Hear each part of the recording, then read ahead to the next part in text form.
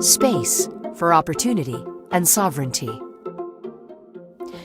Much of your research has been on the turn of the 20th century town in southeastern New Mexico called Blackdom. There were frontier settlements all over the west, the southwest at that time. How was this one different? It shows the intentions of black people. Generally, you had towns that were named after prominent people or people in the Bible or biblical stories. This was called Blackdom. When there was significant violence. However, Blackdom marketed itself as a refuge.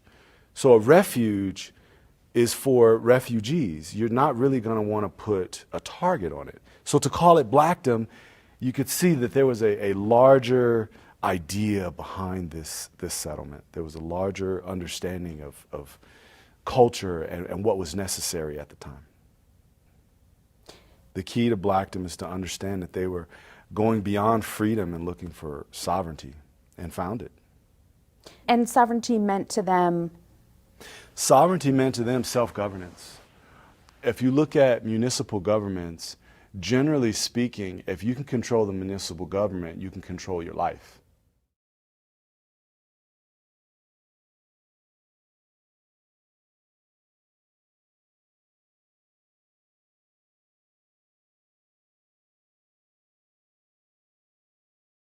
Going beyond freedom and looking for sovereignty, and found it. And sovereignty meant to them? Sovereignty meant to them self-governance.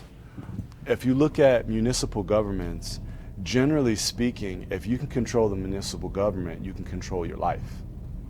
So there was a group of 13 families who started the town. What were they like?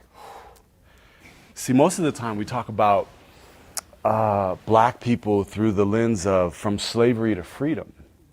I write the postscript, which is sovereignty. So they went from slavery to freedom in half a generation. So you had people who were in the townsite company who were born under the institution of slavery, their family was born, and then the first child born out of slavery, namely Boyer, became the president of the Blackdom Townsite Company. And so when he created that, he brought his family, who were born under the institution of slavery, to this place that they called Blackdom for black sovereigns.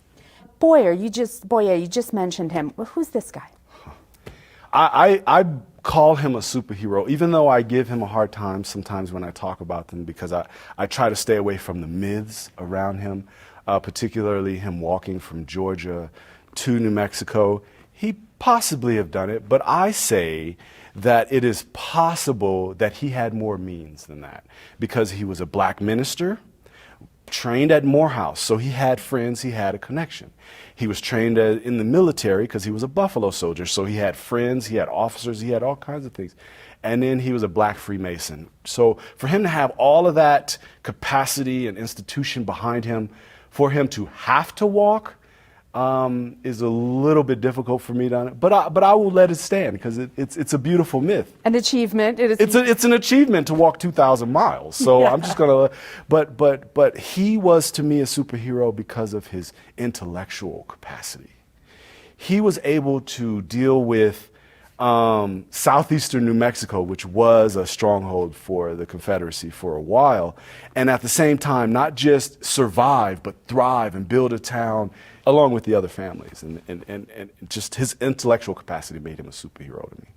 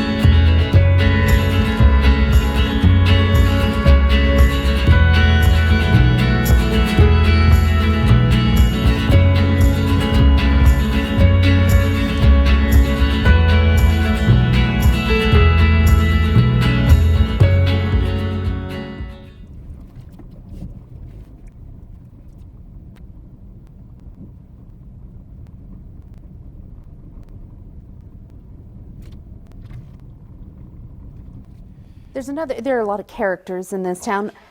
Ms. Moore. Oh.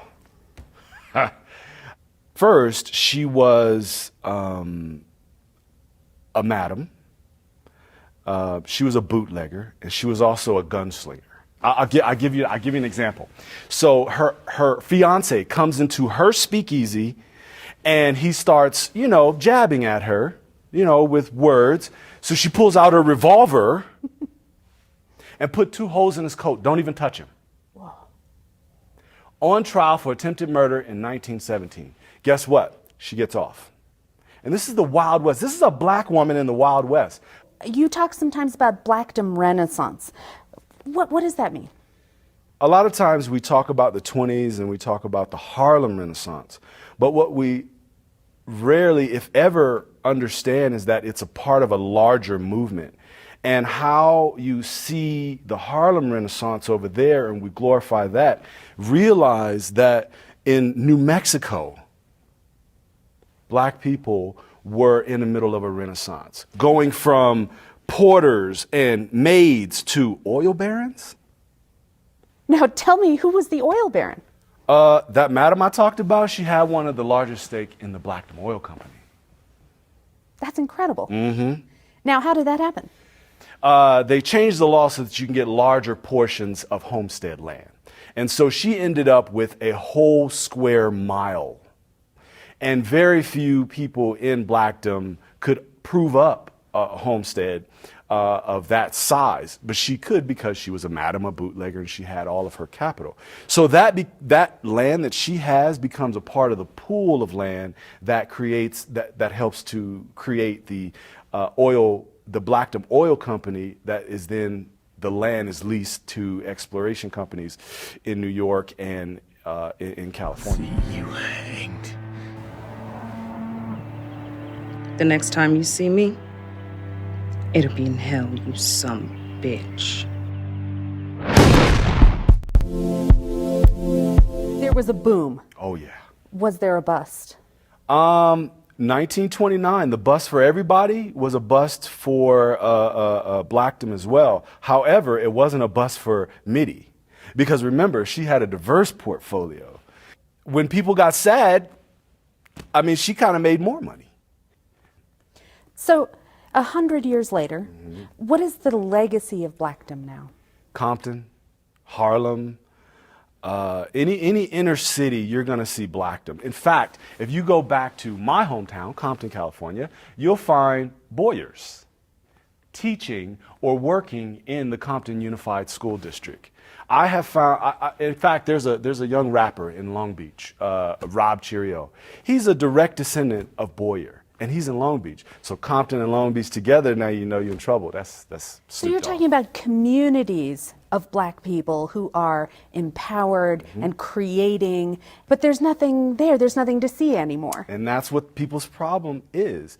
And when you get past the fact that there is, quote, nothing there, you realize that they weren't trying to have anything there. It was a pass-through. If you look at it, black people used the town site company as a way to circulate capital. Well, they had to make capital, and generally the town didn't make money, but maybe their homestead would. If their homestead was drought-ridden that year, they would then go into Roswell or go into the trains that were just now coming into southeastern New Mexico, make their money, bring it back to Blackdom, and then circulate it a few times. That's how they built generational wealth. Mm-hmm.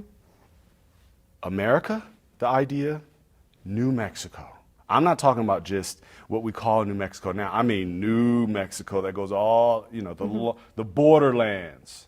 And Africa collided in Blackdom. Because the ideas of Africa came through notions of Ethiopianism, Black liberation theology, so on and so on.